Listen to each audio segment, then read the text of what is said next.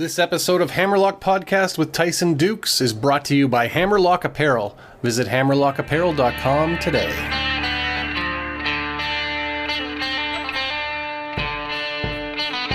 On today's episode, we talk about the psychology of wrestling holds, trusting your opponent, hair gel, and cutting wood for winter.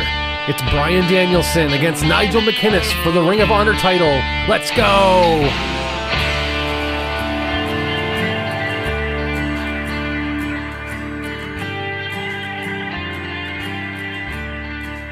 What's up, everybody? Welcome to the show. I'm Scotty D here once again with our good friend Tyson Dux. How you doing, man?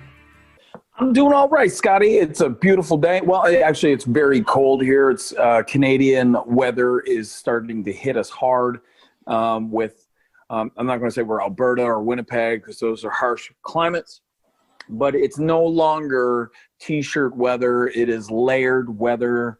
We're coming into November, and you know how that gets.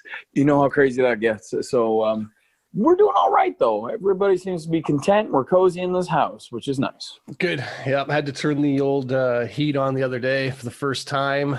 Not something you look forward to, but it is what it is. Living up here. It's you know what I like. You know what the kids wouldn't know nowadays. They wouldn't have no idea.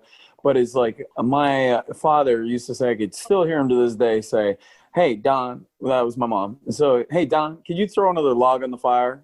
You know what I mean? Like nobody would get, like in this day and age, would get that reference unless they're watching a Pioneer movie. Yep. But I don't know about you, Scotty, living out east, but that's how I grew up. I grew up with the old log fire type scenario. Oh, yeah. Well, we had a wood furnace, but I remember cutting wood all summer long as a kid, splitting it, just piling the shit out of it. It was, oh, yes. It was for long Made summer. you an old man. Yeah, it wasn't good. But anyway, I guess toughens you up for sure. Yep. But, yeah, it's pretty nice now. Just crank the thermostat up a little bit and enjoy. Much easier. With the push of a button, he says. Yeah. Here we are. Instant comfort. That's right. So this episode, we are going back to the old Ring of Honor. Yes, we are. Today's a great day. We're taking more of a modern approach to professional wrestling. We watch it like, you know me, Scotty. I love the Lou Thesz stuff. As I get older, the more I like to watch and enjoy the older stuff, the stuff that are our roots, the roots of professional wrestling. Big fan of all that stuff, the old Buddy Rogers, the Lou Theszes, all that stuff. Even like reading stuff about Hackenschmidt and the first ever world champions is kind of a real big thing for me. I enjoy all that stuff. So today, we're taking a more modern approach to our pro wrestling podcast and our breakdown of a match. And it will be today Daniel Bryan, or Bryan Danielson, as he was known, against Nigel McGuinness. This is for ROH. What is the year on this, Scotty? What are we looking at here again, year-wise? It is 2008. See, that's not that long ago. Yeah, right. So if you want to follow along, you can find this match. It's on Ring of Honor Wrestling, is the name of the YouTube channel. And the name of the video is ROH Anniversary Flashback, Bryan Danielson versus Nigel McGuinness, ROH World Title. The total length of the video is 32 minutes, 44 seconds. So get that lined up. What were you doing at this point in your career, 2008? It was early 2008. I think I was out of my my TNA Impact contract, and was going to Japan. So this would be around the time that I was in really good shape, very muscular at this point, doing more of a bodybuilding style workout regime, trying to get as big as possible. And I was working for 01 at the time. So it's after this, I do believe that this is around the time that I had signed with Impact Wrestling. I had been let go from Impact because creative had nothing for me. Hilarious. That's a joke in the business. And then we went from creative has nothing for you to going to Japan, and then eventually setting up shop a lot in Ring of Honor and having a lot of great matches out of that company as well.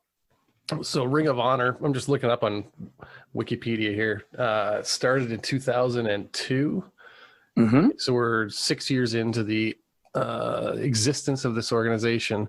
What was like, I kind of have a peripheral understanding of it. It was kind of founded under the idea of old school wrestling. Was that, or athletic style wrestling, I guess?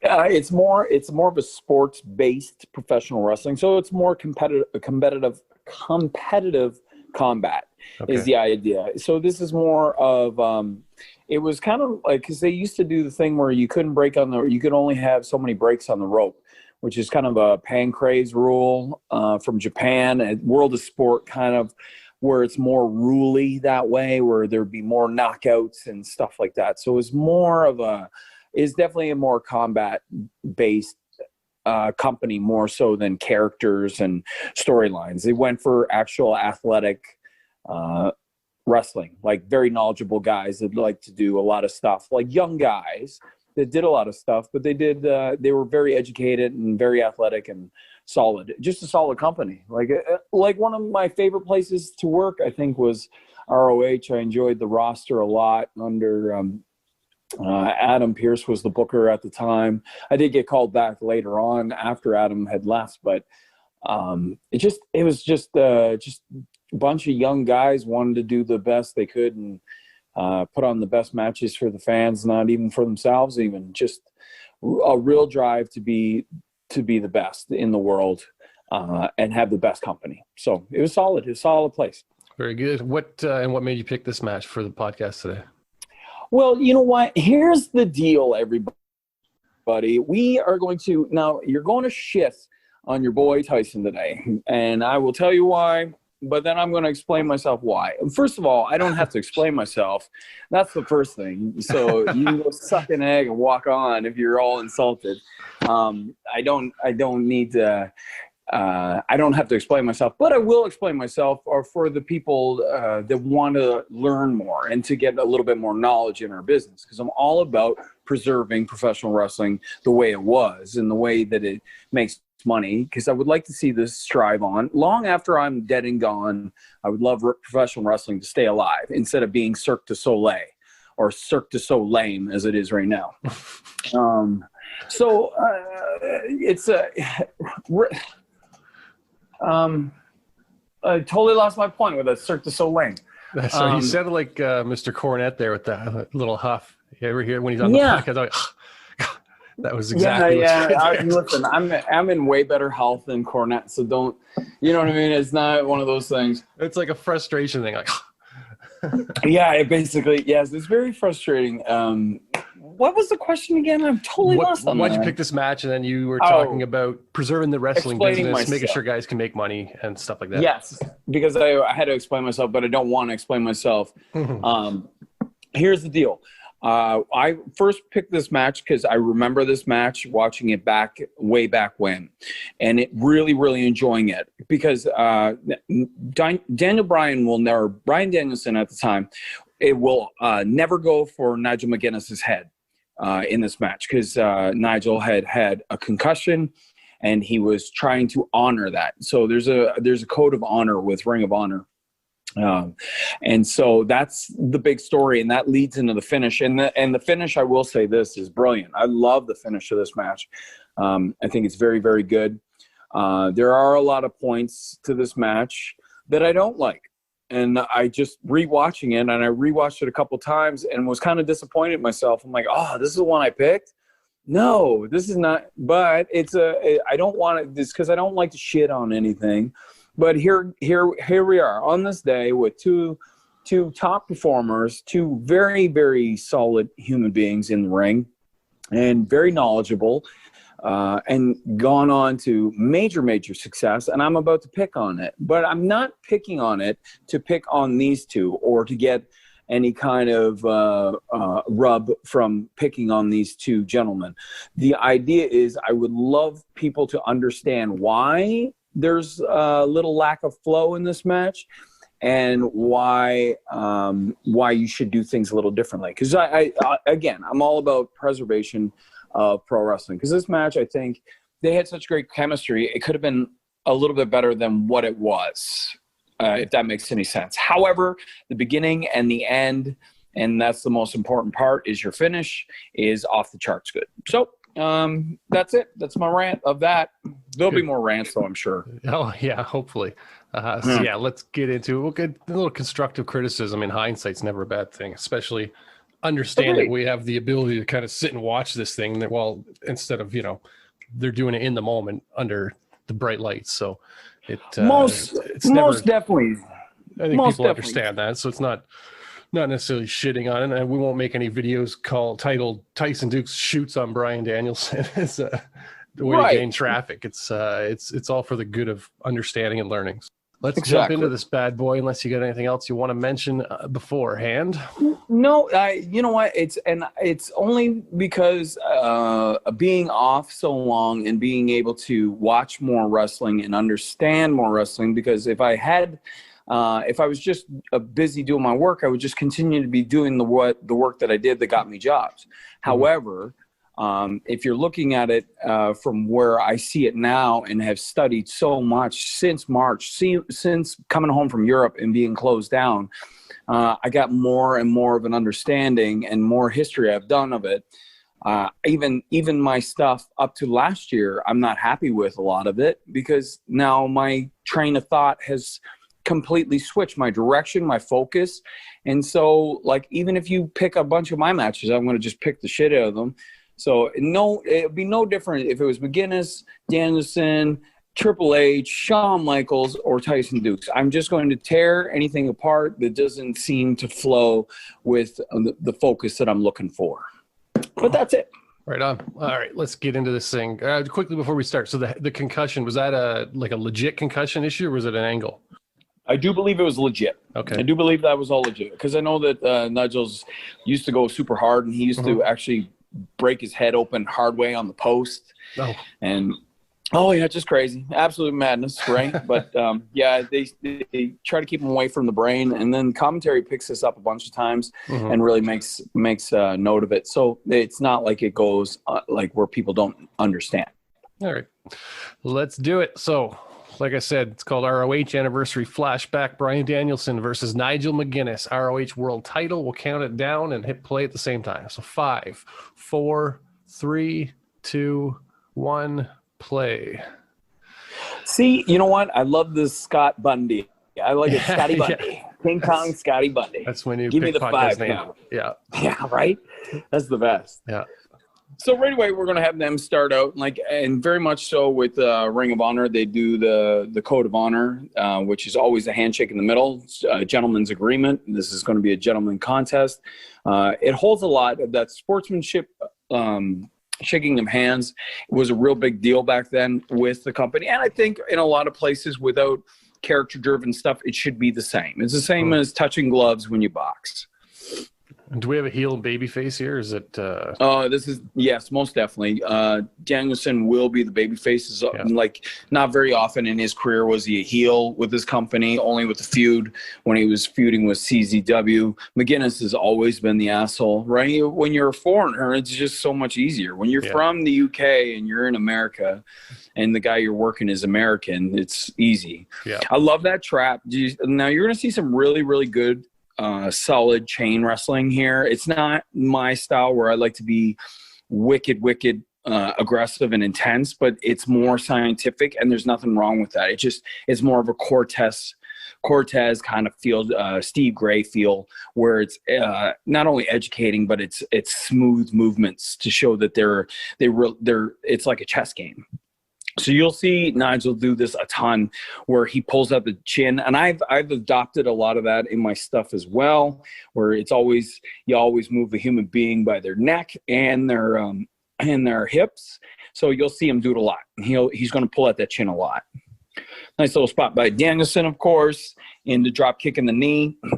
The best part about this start is it's great pro wrestling. It's great chain wrestling. It's good all-around wrestling that really educates you, but also shows that they're in there, they're trying to feel each other out, but then they take their time. So after that drop kick in the knee, he doesn't get right back into it. He doesn't oversell the knee. He sits there for a minute, takes his time to get up.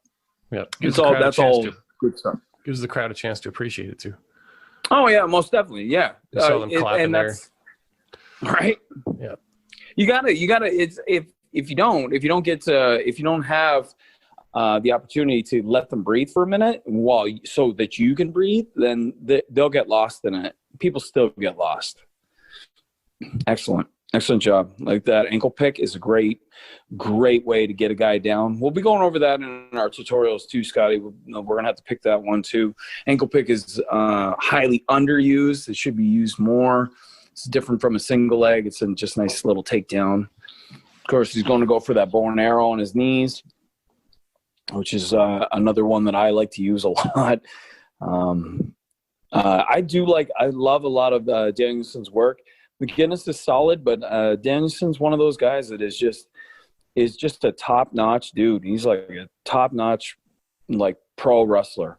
A little bit shorter than most. Like, he's a shorter guy, but just so solid in ring. And it's just constant commitment to pro wrestling excellence. Even to this day, even with the yes stuff that he was doing in the past, it was still his wrestling. He really committed to everything that he did. Mm-hmm. Of course, we got ourselves an old neck vice there. He's got both hands trapped. I do believe there's going to be a snapmare here. He's going to bump him over because that's what they always do. This nice little spot here. He's going to rip him over. Yeah, there he goes. Boom. And he catches him. Excellent. Nice and smooth. But these guys have worked a bunch of times too, Scotty. This isn't their first. They got a bunch. They had a series of matches in the UK as well, and they were really solid.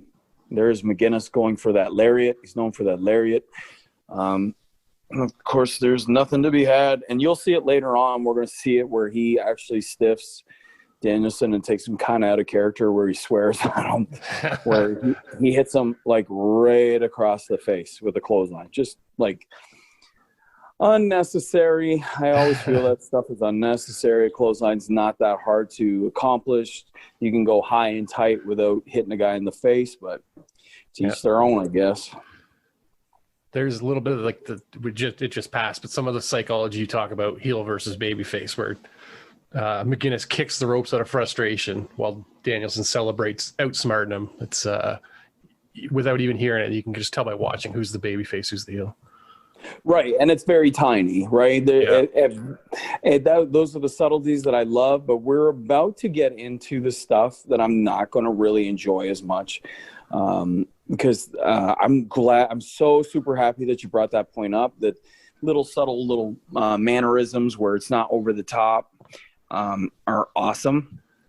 And I love that stuff, but we're about to break into stuff where they're either, I don't know if they were lost or they're just trying to get wind, or if they're just trying to get more time out of it. But there's a lot of, I'll show you when it comes up. I'll make sure to make a note of it and point it out. But there's a few things where it kind of falls apart a little bit. And I don't understand why, because this beginning is so great. Like, this is like, everything's so solid. Yeah, so there he goes, breaking on the ropes. Now, this is ROH later on. So this is many years after they started. So they're allowed to have rope breaks. They don't count the rope breaks. Before, it was only 3. If you could only have 3, and then you couldn't break on the ropes anymore, and then you'd have to tap.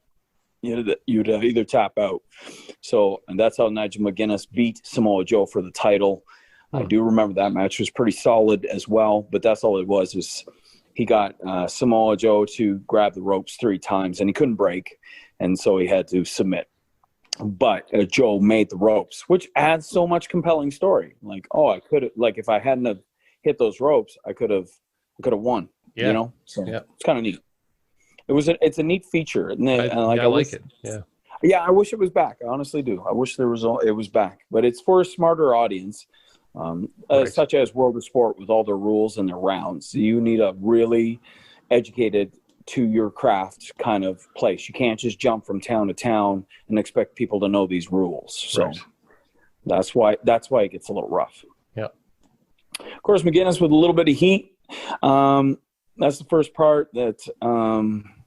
These are the things that I'm not enjoying about this match. Right there, I love that He used to kick people there. They used to come into him and he drop kick them. Of course, with a friggin' super hard drop kick, Danielson catches him. And then this is patented Bryan Danielson. There it is, the missile suicide dive through the ropes. When she catches him, hits those ungodly sharp guardrails, of course, as I've mentioned before in podcast in last time with Tyler Black. Here we are, missile drop kick, flat back in it, which is the best way to do it, and a kick up. Beauty. How are the Ring of Honor rings compared to other rings? Usually, well, the ones that I know of, like that were used in Canada, were like people, like companies in Canada. So promotions would give them their ring. So a lot of the times it would just be the turnbuckles and the apron and stuff and the canvas. They wouldn't have. It would be somebody's ring, different ring every time. Yeah. Which is neat for these guys to be super solid at what they do and continue to do what they do, because every ring is different and you have to always adjust. So it's really weird. So to be as good as they are and move around as well as they do, that's a big deal. That's a big deal. Mm-hmm. And he's milking it now because of his head. He's milking the whole situation because he's took that back suplex. It wasn't that hard, but like, of course, he was on his back. He didn't try to put him on his brains, but he's complaining. Great heel stuff. That's good stuff. That's really good. Of course, here it is. Here, we're going to see some Healy stuff here now. Oh. Boom. Of course, the referee is out. So this is supposed to be the end of the match. So they call the match. Of course, Danielson's going to be pissed because like this is for the world title. McGuinness has the title. He doesn't want to wrestle him anymore. He's like playing the baby card, like, oh my God, my head hurts. Oh, I'm not doing this anymore. The ref tells him to get in the ring, and then he boots him in the head. Yeah. So he's out. This is going to add to a little bit of promo. So while they're doing this whole thing, because they're going to bide some time, because he's going to cut a little promo here and then leave, and then there's going to be another promo telling him to get back in the ring, and they get another referee out there. So before that back suplex, you see the parts that I don't like. So before that drop kick that sent McGuinness out of the ring, I'm not a fan of just walking away from your opponent like that. When he's and in like the corner there, yeah. When he's in the corner and that heat wasn't extensive, that heat wasn't long, the cell wasn't that intense, like he's not dying, he's not crawling for his life like a Ricky Steamboat on the ropes. Why are you turning your back on him? The Terry Taylor story comes to mind, where you just get like a big old punch in the back of the head. So I'm not a fan of that. I'm not a fan of, like, if you're in a competitive contest and this is a competitive business and this is the place to do it, why milk something like that? That build that you were trying to build for, you lose it a bit. Now watch this. I'm not a fan of this. Why would you turn your back on him there? Yeah. I don't understand why you wouldn't get back in the ring and then go right to it. And this is another thing I don't understand. Danielson is trying to just work over the chest, the body, the legs, the arm. And like, look at this. Danielson does the same thing. He turns away. He completely goes away, turns around, and like gives his back to him. It makes no sense. You would never see that from a Luthez. You'd never see that from a Vern Gagne. You wouldn't see that from a Tully Blanchard. They would always be on the guy. Mm-hmm. So those chops weren't, they're like, of course chops have sounds. People are kind of dumb. They like buy into the sound of chops, right? More so than actual work, I feel. But like, why wouldn't you? I don't understand why you would come in. You'd be heated that he tried to cheat his way by giving you the victory where you couldn't win the title, and then try to leave the ring, and then you would just come in the ring and just give him a couple chops in the chest. Mm-hmm. Like at least boot him. At least give him a boot to the stomach. Like work over like an Austin style mud hole stomp if you're not hitting the head. Right? This stuff is all hindsight again. But like even when you're attacking him there and then you turn around and face away and then you come back into him, of course he's going to cut you off. Of course he is. Like you've just made that look so predetermined, and so like no, everybody knows that. So. Mm-hmm. That's my 2 cents on that. Like, it bothered, like, watching this match over, I was like, oh man. But I would never have noticed that even 5 years ago. Well, no, I would have 5 years ago. But when I first watched this match, I wouldn't have noticed that. I would have just watched these guys because I really enjoy both their work. But as I get older, as I get better at this, as I understand this more, as I want this thing to grow and make more money, and to keep people in awe of it, like, why would you? It makes no sense. Yeah. So anyways, that stupid thing where he turned his back to him, he came back into him, he's trying to fire up the crowd, which makes no sense to me. You're going for a title. He just knocked out the referee, so he's trying to cheat. So I wouldn't turn my back on a human being. That goes against all psychology whatsoever. Then he starts, it gets turned around, so now he's just going to work some heat over. And he works over his arm really solid. Nigel's really, really well known for doing some great work on the arm. Ooh, I love this, by the way. Mm-hmm. Where he braces his arm in the back of the buckle and then comes in with that European. That's some good stuff. I got to find out what kind of hair gel he's using, because that hair is still top notch. That hair will stay top notch, my friend, the whole time. So I do believe it's that what is it, like hair glue stuff that they use? I don't know. That's what I want to find out. I want to talk to Dave Prazak too. Like, you're going to shit on my hairstyle when I had that blonde mohawk back in, what was it, with that Tyler Black match in 2010 or whatever, or 2009, whatever it was. You're going to shit on my hair, and Nigel McGuinness has got that hair. Are you kidding me? Get out of here. Here's another. That's a sweet spot as well. I love the slow work by McGuinness. He knows how to twist people around, use that whole ring as a weapon, but use it in a grapply way, which is great. It's a very Fit Binley thing. Fit was great about understanding the mechanics of using all aspects of the ring, like using the apron to catch a guy and twisting a guy in the ropes and twisting him in the buckles and stuff like that. So I like that stuff. That's solid stuff. Mm-hmm.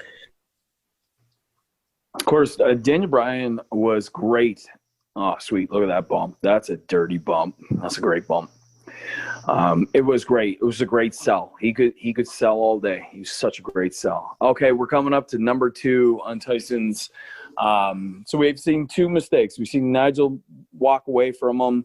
We've seen Danielson walk away from him. Now, everybody, kids, if you're learning this business and you want to succeed in this business, there's few things that will psychologically bring your game down quite a bit. So, as you could see, Nigel McGuinness has Bryan Danielson all twisted up, nowhere to go in the center of the ring, with that hold with his arms and then pulling on his chin and wrapping his other arm.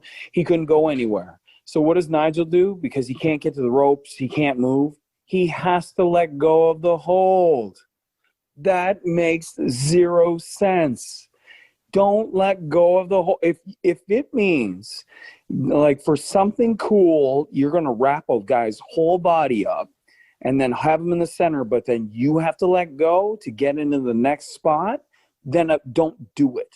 Don't wrap him all the way up, or have him close to the ropes where he can get the ropes.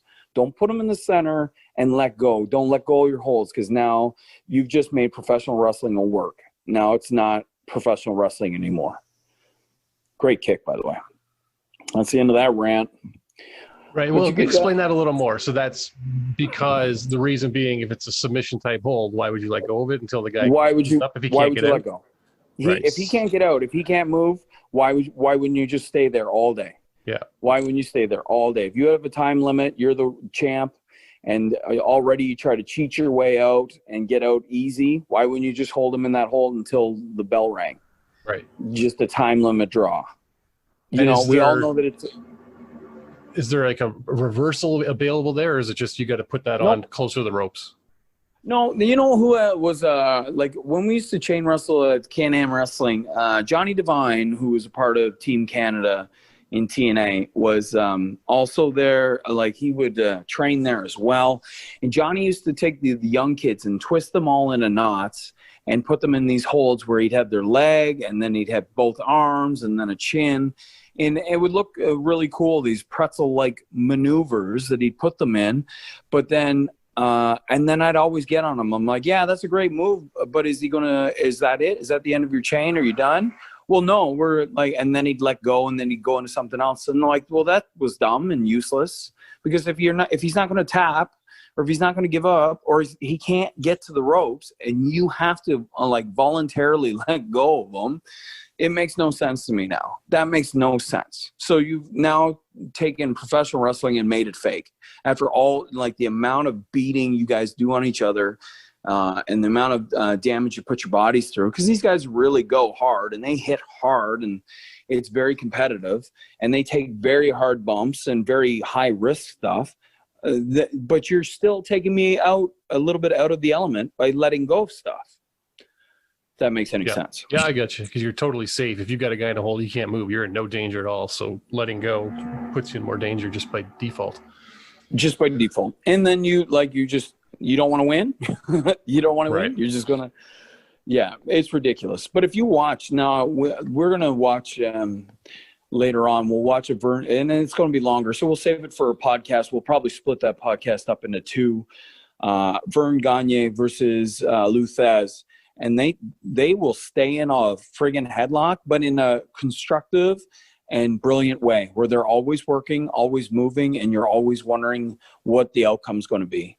And it's a totally different game, but they don't let go of stuff. Those guys would never, ever let go of anything. Of course, we're going to have a little battle on the outside. Of course, if you notice, Bryan is still not doing anything to his head. He's not smashing his head. He's getting the fans going. Right there is fine. If you want to fire up, that's a great place to fire up, because Nigel McGuinness just doing Nigel McGuinness things, being a heel and then getting over on him. Of course, when I came on the scene with ROH, they had already banned doing stuff like this with the crowd. They're like, do not jump or throw yourselves or throw somebody else on the fans, because they had so many incidences of damage and stuff. Crazy high risk right there. High risk for both parts. And those hard chairs, those aren't folding chairs. Those are legit chairs. Those are legit, like what are they called? It's like a banquet hall chair. I don't know what you call it. Banquet hall chairs. Yes, that's it. Like they're not folding chairs. That's not breaking down. And they're unforgiving. They're so heavy and hard. Yes, they're unforgiving. So that's just brilliant. Like that's a high risk maneuver by Danielson, and that's a high risk for McGuinness to catch. That's a big distance. That's a big jump. And I don't care what size you are, when you're jumping on a guy on the other side of the guardrail with all those chairs around, you take a real risk, both of you. So kudos to that one. Oh, sweet catch. Mr. Dropkick is caught. Oh, nice. Look at that. Counter into a counter. Gets him in a triangle now. See, there's the MMA kind of stuff that they used as ROH as well that I really like. They would blend a little bit more stuff. Mm-hmm. There it is. He swears at him there. He's like, fuck you. You know what I mean? He's saying some choice words, because that roaring clothesline that he hits him with, he hits him right across the jaw. Of course, he's with the ref checking on him. Like what, just from experience, what would you say to a guy in that situation? Like back off or what? Like, you think it was intentional? Just careless. Yeah. It's absolutely careless. Just a careless freaking clothesline. And it's unnecessary. It's unnecessary to hit a dude right across the face unless you're Stan Hansen and blind as a bat. and you're Stan Hansen and it's your finish. Stan Hansen, you don't kick out of a Stan Hansen clothesline. Whereas these guys have got another 10 minutes to put in. So that's a brutal friggin' shot to take in the face. So I'm sure he's just checking on his teeth and stuff like that, and the referee's just checking on him, and then he's probably asking the ref, like, am I all right? Does everything look okay? It's a whole lot of different things. That takeout doesn't look great because obviously Danielson is still kind of messed up. And this is what people don't understand and need to respect about pro wrestling. The show must go on. So anytime you're at a show and you see these guys performing, there's a good chance that they've been hurt at some point.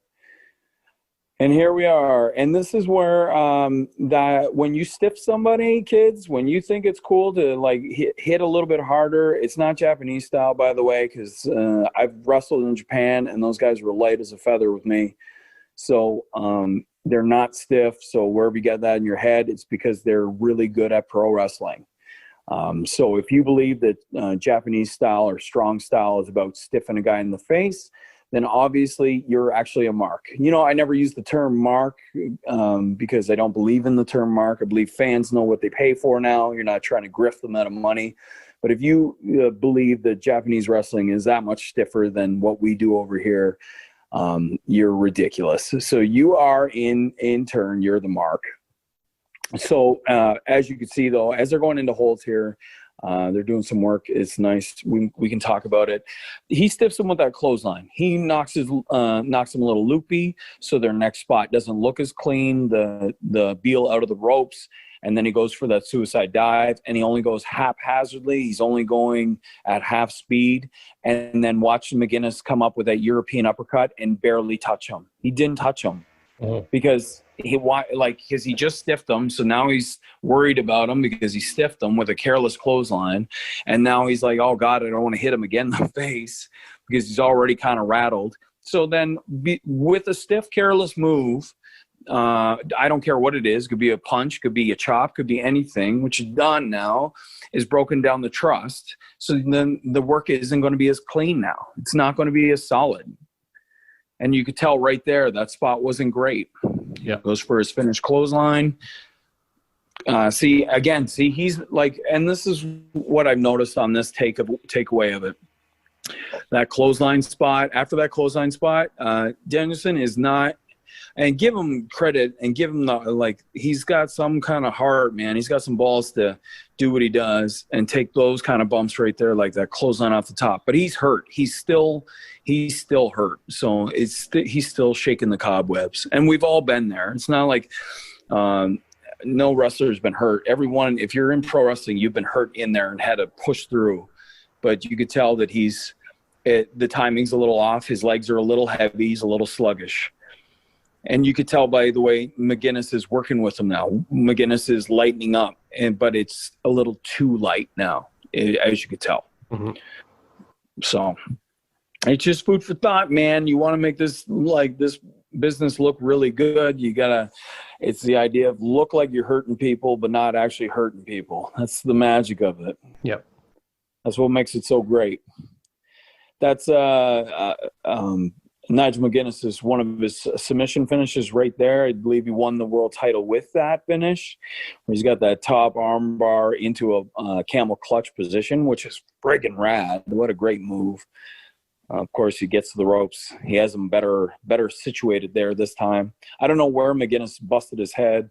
Could have been on that London Tower, that face drop on the floor where maybe they collided with heads. Mm-hmm.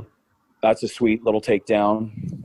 Reversal out of his submission into a pin. Really well done. Well executed. Danielson still messed up. I don't know why McGuinness is selling so hard. He just took a pin. This is nice. Chaos Theory. Whammo.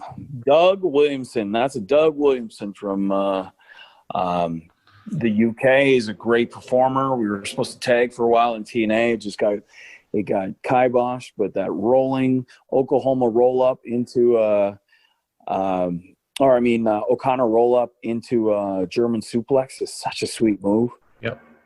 Takes a lot of skill, takes a lot of work to be able to pull that off. That's because an O'Connor roll-up is not easy. There we go. See, as you can tell, the storyline is here where he's just going to battle with them, and he's just not going to hit him in the face. He's going to hit him in the stomach. Boom. Of course, McGuinness is going to take advantage of that because he's the big dirty heel. He's going to be hitting him in the throat, hitting him all over the place because he don't care. Off he comes. Boom. Kicks to the back. You notice it's still in the back. It's not in the head. These are really now we're getting into high risk stuff again. A back suplex off the top rope is not for the faint of heart, and a lot of things can go wrong, mostly on the part of over rotating a guy where he could spike himself. You got to be very, very careful on this. I find that Danielson was the best at it. Like Danielson and Chris Benoit, I think, were the best, where they'd land a guy flat every time. See that? Perfect. The momentum will take you across, though. Momentum will make you roll, but that's a perfect bump. That's taking care of a dude right there. Here we go. Cattle mutilation. Come on up. He's got him in the center. That's also a great submission hold. I enjoyed that submission a lot. It's such good stuff. Like there's a lot of great stuff. There's just a little bit of psychology stuff that is missing, and I think that's just from they're younger guys here. These are young guys. This same Bryan Danielson or Daniel Bryan Daniel Bryan would not make these same type mistakes in the ring. He's such a seasoned guy now. He understands this business, and he was great back then, and I thought he was great. Just as you get older and you get more perspective on how to make things better, you learn.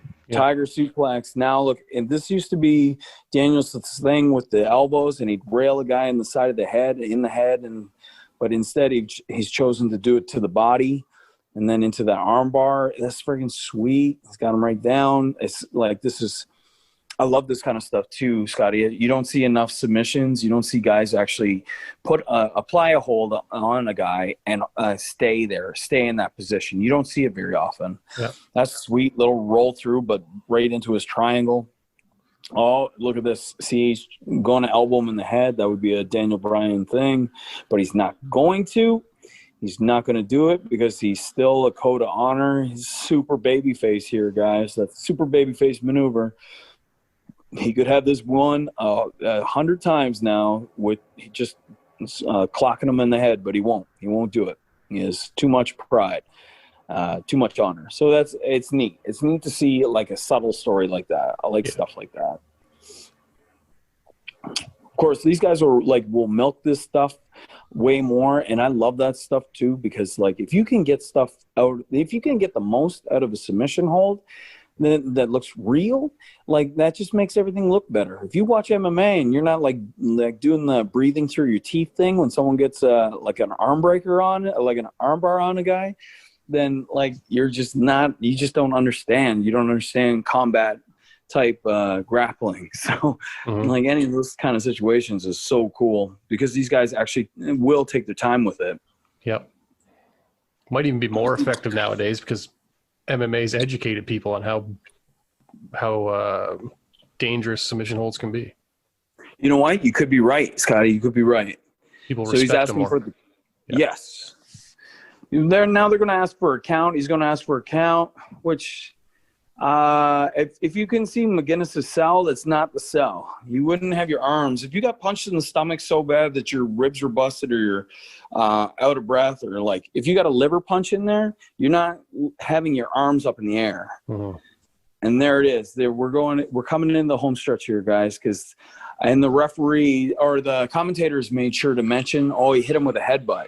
So the part where he was trying to stay away from the whole time, here's McGuinness doing all of it. He's doing all these headbutts. Big back kick. Here we go. Off those ropes, flying like off the ropes into a headbutt. So he's he's totally taken advantage of the goodwill of one Bryan Danielson, which makes him look like just such a jerk, right? Yeah.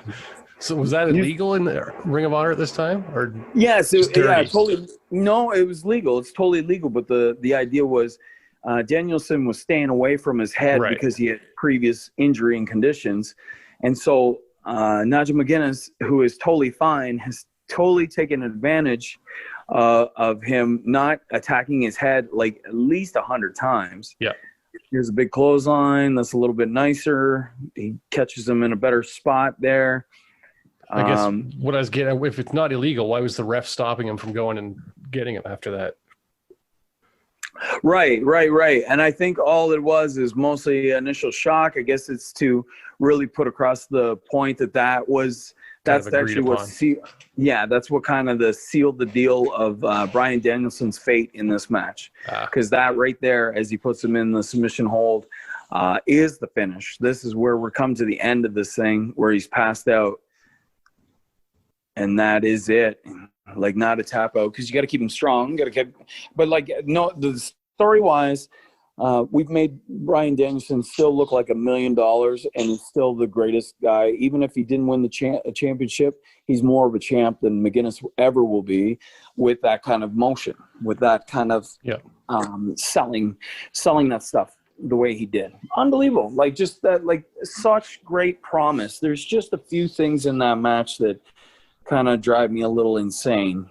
And as you could see, by what I mean about, like, just silly stuff. Like, don't walk away from an opponent. Don't do that. That's silly. That makes no sense. Or don't let go of a hold if you have a hold. Or if you're going to let go or have him get to the ropes, don't tie him all the way up so you have to let go of stuff. So there's a few points in there that I'm sure would have been changed along the lines, but that's for the most. That's it in a nutshell, my friend. Not a bad match, though. Yeah, no, that was enjoyable match for sure. One thing I noticed that you kind of talk about often is, like, they started slow, had a good pace, and built up. Like, there wasn't many what I would call high risk spots until at least halfway through the match, when you had the first, like, dive through the ropes and then the off the top rope stuff. But for the first 10 minutes of that match, it was all just simple stuff on the ground. Yeah, and that's the way it should. And then I think Andre was the one that used to talk about that. Andre used to be one of the best guys for, like, guys who get in the ring and they'd want to get right into it and lock up and stuff. And Andre would be like, "Hey, boss," because they called everybody boss, I guess. He would say, like, "Hey, boss, they come to watch us, so let's give them their money's worth." And he would just take his time, even locking up. He'd just take his time with everything. And it's so smart. Another one in the books. What else you want to, anything else you want to mention that didn't come up during the match? You know what? Bryan Danielson's one of those guys, or Daniel Bryan is one of those guys that I would have enjoyed to work with. I still feel as though that would have been a great one to work with. But, you know, just a solid dude. Nigel McGuinness, of course, is a commentator now. He does a very good job. He's very educated and solid on commentary for the UK NXT. Solid dude. His career was kind of cut short there, but just talented dudes, like super talented dudes. Great match, especially when you don't really have like overly experienced guys giving you what they want. So you don't have agents like Dean Malenko or any of the older gentlemen that know so much or have 25 years, like Arn Anderson's, Tully Blanchard's. You don't have them overseeing your match, or you don't get to ask them questions of how to make things go better. It's usually just those two. So that shows a real mature setting with these two guys at the time. Like, that's a real maturity that comes later on in your career, which they showed a lot of it in there. So it's pretty solid. Right on. I got a question for you that I saw on Twitter, just kind of off topic. There it is. Sean Ryder, 27, mentioned this. 18 years ago today, Grand Rapids, Michigan. What were you doing in Grand Rapids 18 years ago? Oh, man, I was the Halloween special of Halloween specials. It was my first actual on-air taping with WWE. So it's not only my match with Chavo Guerrero that they'll be talking about on the Twitter feed, saying that I wrestled him and Jimmy Corderas was my referee, but this is the first time I went from doing just dark matches to doing an actual velocity match. That's my first velocity match, is with Chavo Guerrero. And it was, of course, on this date, so we're nearing Halloween. So the things that people don't know about wrestling is Chavo Guerrero took care of this young kid, had no time to talk to me at all. We just went over the finish when he came to the back just before we went out there. because he had so many different skits and things and things to do for the main show of SmackDown. They were doing the SmackDown show, and it was the Halloween special. So there was a ton of costume changes where I believe he was a pirate, or I don't know. There were a whole bunch of different, like Eddie was there and Chris was there, like such a talented group of human beings wrestling. And he was wearing a costume, and he came to me and he's wearing this costume. He says, "I got to go do this thing. We'll get together if we can. Don't worry about it." I said, "No problem, man. I like in my head, I was kind of shitting my pants a bit because it would be my first time on TV, but I also knew that I was in good hands with Chavo. It's like not an issue. So Chavo went and did his thing, and then we just went out there and did it. All I knew is the Brainbuster was going to be a finish. And even then, he didn't even have to – we could have just went into it. I would have been fine. And that match is all call. That's all Chavo, just in ring, telling me what to do every second of it. For 6 minutes. I do believe it's 6 minutes long, and it's awesome. Yeah. It's not awesome. Like, you could tell that I'm young and I'm very inexperienced and stuff like that, but I have a lot of charisma, and I will sell my ass off, and a lot of fine points that they just kept bringing me back for. But it was the Halloween special that was the best time ever, man. I just getting in there with a young kid and had Chavo Guerrero beat the hell out of me. It was great. So does he have an understanding of what you can do in the ring, or is it just a given at that time? Anybody that's there has a certain skill set that they can pull stuff off. He doesn't know. He doesn't know anything. He just knows that I'm a young, small kid, because my area of expertise, and always has been, is wrestling, to wrestle. I'm better at wrestling than anything else. I've thrown maybe 5 drop kicks in my whole entire life. I don't do drop kicks. I'm very heavy. I'm a dense human being. I know I don't look it in this tape. I'm not a big dude, but I'm a dense human being. So to get up in the air for me is extreme effort. So there's a spot where he sits on the ropes and he says, "Drop kick." And I said, "No." And he goes, "Drop kick." And then you can see that we're having an argument. If you go back and watch the tape, it is on YouTube, I believe. If you watch it, he'll sit on the ropes and he'll say, "Hey, do you want out? Do you want out?" In that spot there, he's not saying, "Do you want out?" He says, "Drop kick me. Drop kick me." And I'm like, "No." And then he keeps doing it. I'm like, "Well, here's the shittiest drop kick of all time, buddy." So, and just little things like that. That's not my wheelhouse.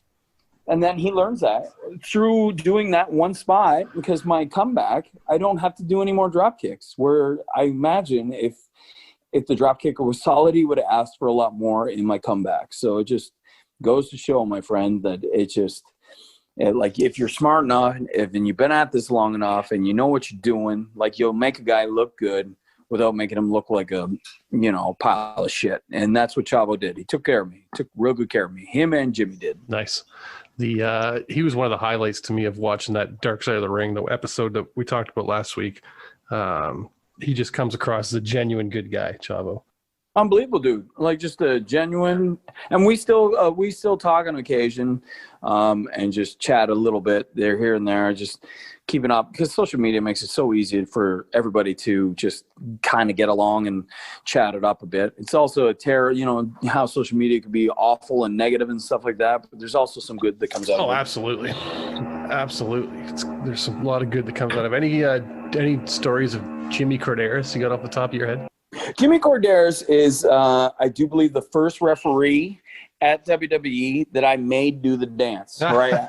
He asked me, I don't know how it went, if he asked me if he could do it or if I asked him if he would do it, but it was on a dark match, because that's the only way he'd be able to do it. He'd lose his job, I'm sure, if he did it on TV, but it was a dark match, I believe. It was Larry Destiny and one Kizarny, the WWE's former clown, Kizarny, Sin Bodhi, against me and my partner at the time, Mark Bartolucci. We used to tag all the time.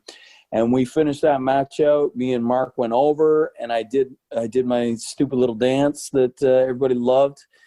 And then I turned around to walk out, and Jimmy did it behind me. And then I turned around because I thought I saw something. Of course, Jimmy stops dancing and is checking on the guys. And, of course, the crowd loved it. I believe we were back at ACC for that one, Air Canada Center. Nice. And it was a good moment. It was a really good moment, a lot of fun. And Jimmy's always been one of those top-notch referees. It's sad to see good referees retire with referees out there that should actually learn from his work and how good he would take care of both performers in ring and keep communication open, and how he would go about making his stuff look real and make our stuff look real. Completely missing from today's professional wrestling. Like, even Jimmy's so great. At one point, he told me I was doing a spot, and I do believe it was for Smash Wrestling I was working for, and Jimmy was the referee there. And then I told him a spot and that we were thinking of doing.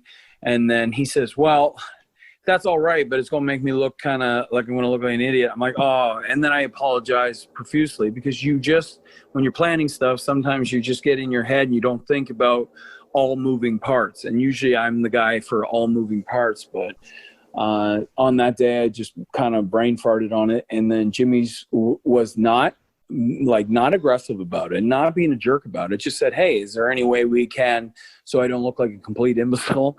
And it was an easy fix. And it was easy to get to, but that's just he's very good at his job. He knows where his place is, and he knows where our place should be and where they should be with him. It just makes for better professional wrestling. That's what it's all about. That's what it's all about. I enjoy his ref and rants on Twitter when he posts them. Those are quite enjoyable. It's just nice to always hear from somebody who's been in the business for so long, and it's clear that he knows what he's talking about. So it's yeah, you know what? And here's the thing too. He's not doing that for attention, or for people to for him to shit on stuff for the attention's sake.